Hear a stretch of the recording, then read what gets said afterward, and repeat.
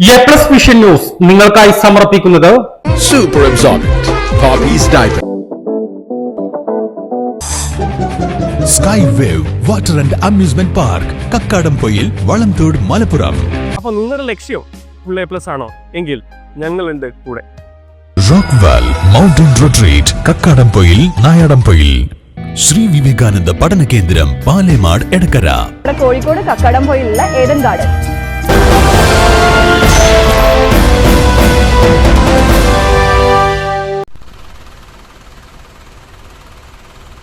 നാടുകാണി ചുരത്തിൽ വൻ ഗതാഗത കുരുക്ക്.